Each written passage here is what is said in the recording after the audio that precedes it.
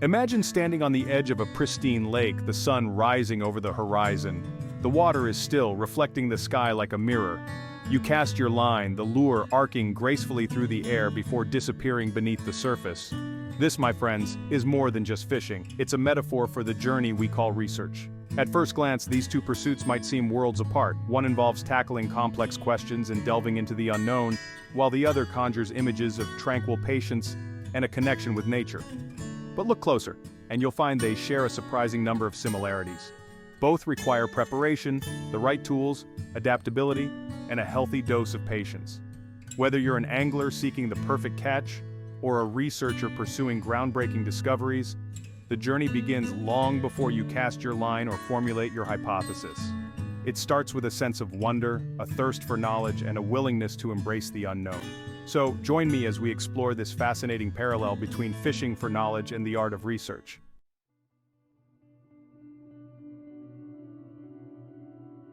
Both research and fishing beckon us to explore uncharted waters, both literally and metaphorically.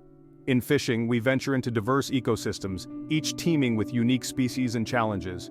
We study the behavior of our aquatic quarry, learning their habits, their preferences, and the subtle cues that betray their presence. Similarly, research plunges us into the vast ocean of knowledge. We navigate complex theories, grapple with intricate data sets, and seek answers to questions that have lingered for generations. The thrill lies in unraveling these mysteries, in pushing the boundaries of human understanding. Just as an angler feels a surge of excitement when a fish takes the bait, researchers experience a similar rush when a breakthrough occurs. It might be a sudden flash of insight, connecting seemingly disparate ideas, or the slow, steady accumulation of data that finally confirms a long-held suspicion. This pursuit of knowledge, like the pursuit of a prized catch, is rarely straightforward. It's a journey filled with unexpected twists and turns, moments of frustration, and the ever-present possibility of failure.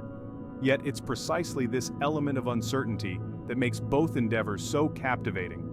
Let's delve into the specific skills and strategies that equip us for success in these parallel pursuits.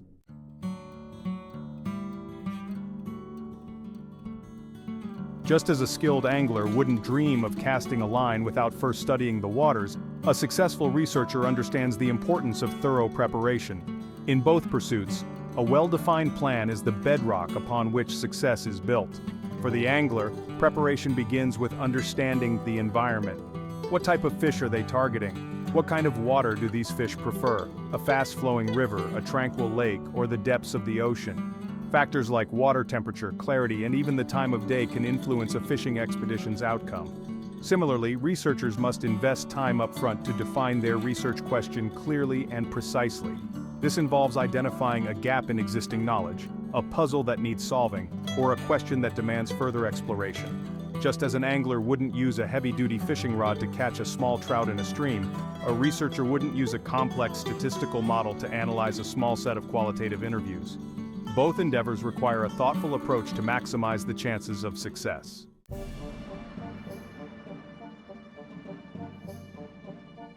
Once an angler knows where they're fishing, they need to understand their target. What do these fish eat? What lures or baits are most effective? Are they more active at dawn or dusk? By studying the habits and behaviors of their quarry, anglers increase their chances of a successful catch. Likewise, researchers must immerse themselves in their chosen field of study. This means delving into existing literature, understanding the historical context, and familiarizing themselves with the key theories and concepts that underpin their research question. Thorough background research is essential to avoid duplicating previous work and to ensure that the research question is both relevant and original. It also helps researchers identify potential challenges, anticipate limitations, and develop a more robust research design. Just as an angler learns to recognize the subtle signs of fish activity, a ripple in the water, a flash of scales, or the telltale swirl of a feeding frenzy, a researcher learns to identify the nuances and complexities of their field.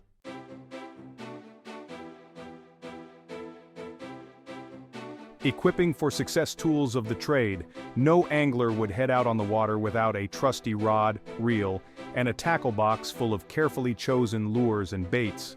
The type of equipment they select depends on the fish they're after, the environment they're fishing in, and their personal preferences. In the same vein, researchers need to equip themselves with the right tools and methodologies to tackle their research question effectively.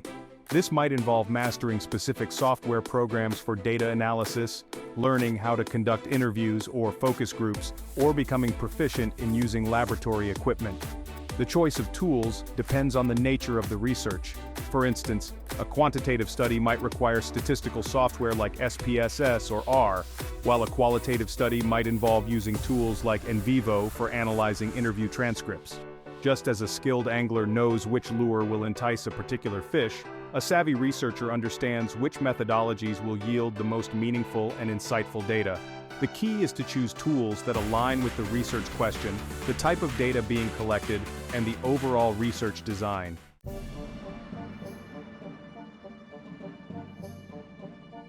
Casting the net-wide data collection methods. Just as an angler carefully selects their fishing gear based on the type of fish they aim to catch, researchers must carefully choose the most appropriate methods for gathering information. These methods, much like a fisherman's net, determine the scope and nature of the data collected. One common method is the survey, gathering information through questionnaires. Another valuable method is the experiment, testing hypotheses by manipulating variables. Field observations involve recording behaviors in their natural setting. The right bait for the job tailoring techniques to research questions. Just as an angler chooses different lures for different fish, researchers select techniques based on their questions. Each technique is a specialized tool to extract specific information. Qualitative research uses interviews and focus groups to capture personal narratives. Quantitative research employs surveys and experiments to analyze numerical data. The choice of technique impacts the type and quality of data collected. Select techniques that align with research goals and the phenomenon studied.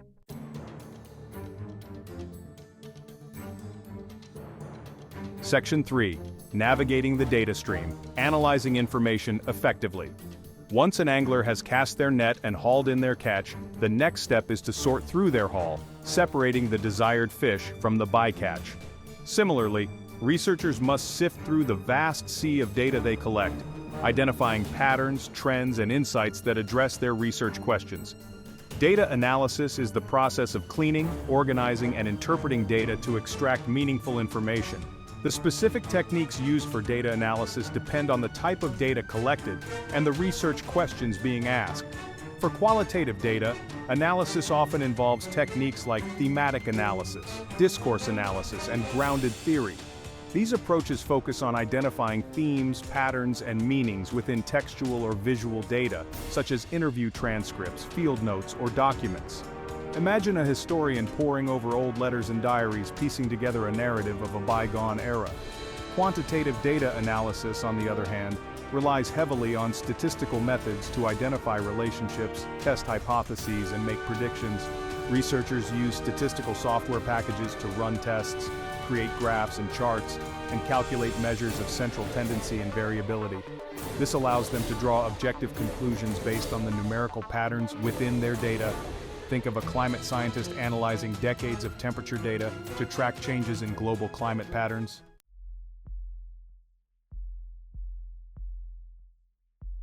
Adapting tools for optimal results. Just as an angler adjusts techniques based on conditions, researchers must adapt their tools and approaches. New findings can necessitate a shift in methods. Flexibility ensures research remains relevant and insightful.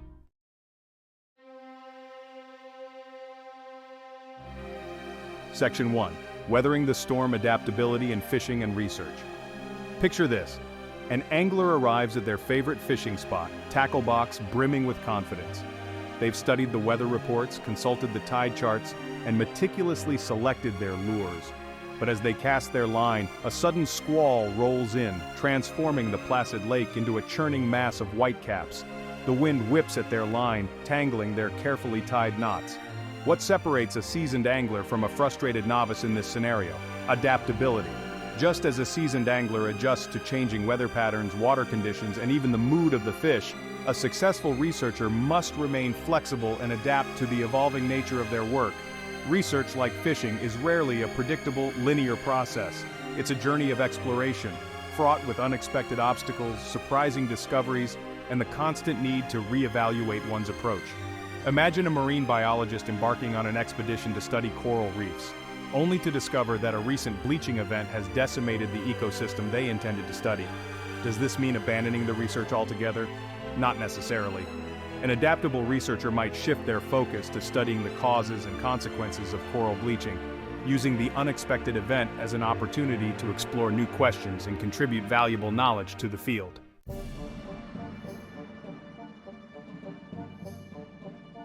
Section 2. Shifting currents. Embracing new data and unexpected discoveries. In both fishing and research, observing and interpreting subtle cues makes all the difference.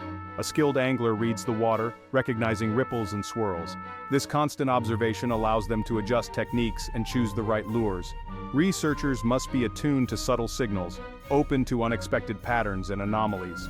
Groundbreaking discoveries often arise from recognizing unexpected results. These findings can point towards new avenues of inquiry or challenge existing assumptions.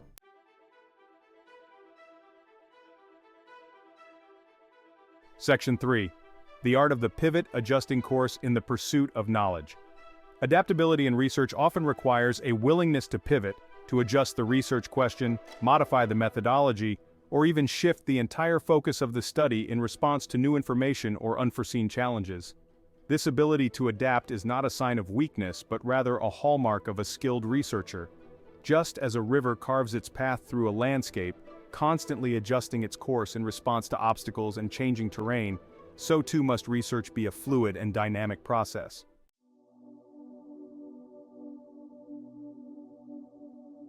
Section 1. The waiting game. Patience in the pursuit of knowledge. In research, as in fishing, patience is not simply about enduring long periods of inactivity. It's about trusting the process, understanding that meaningful discoveries rarely emerge overnight. Just as a fish might nibble at the bait cautiously before committing to a full bite, knowledge often reveals itself gradually, in subtle hints and clues that require careful observation and interpretation.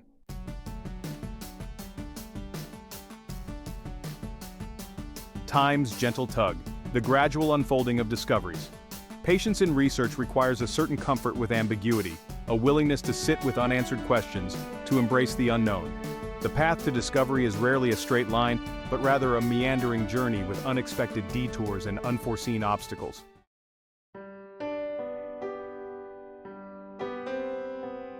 Embracing the silence. Finding value in the lull. Patience in research is not merely about waiting for results, it's about actively engaging with the process, even in the absence of immediate breakthroughs. This period of reflection, of stepping back from the immediate problem, can lead to fresh insights, new perspectives, and a renewed sense of purpose.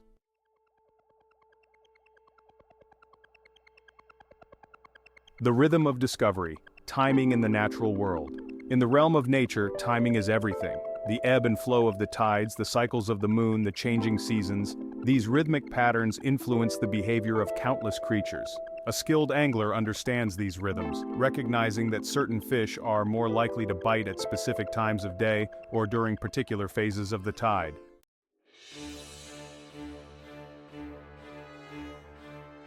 Section 2. Seizing the moment, strategic timing in research. Just as timing is crucial in the natural world, it plays a pivotal role in the realm of research.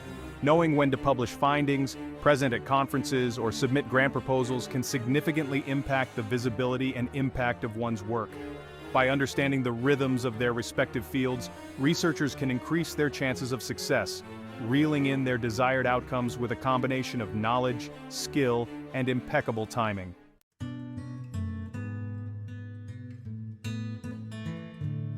Section 1. Reading the water, the power of observation in fishing. Imagine once again, our angler by the lake. They've chosen their spot, baited their hook, and cast their line. This, my friends, is observation, a keen awareness of the environment that separates the casual hobbyist from the true master angler.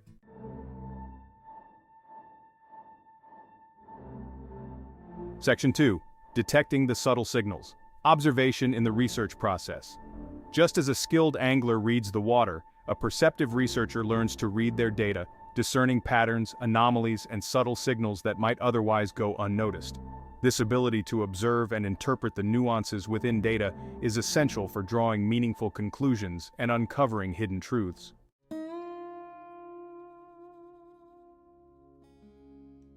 Section 3, The Art of Seeing, Cultivating a Researcher's Observational Skills. Observation in research goes beyond merely noticing what's readily apparent. It requires cultivating a certain mindset, a curiosity, an attention to detail, and a willingness to question assumptions. The key is to approach observation not as a passive act of seeing, but as an active process of engagement, interpretation, and critical reflection.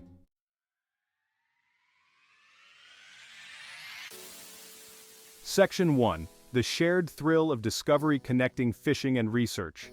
We've seen how meticulous preparation, the selection of the right tools, and the ability to adapt to changing conditions are essential for success in both pursuits. The rewards of both fishing and research extend far beyond the tangible outcomes. They lie in the journey itself, the countless hours spent honing one's craft, the challenges overcome, the lessons learned.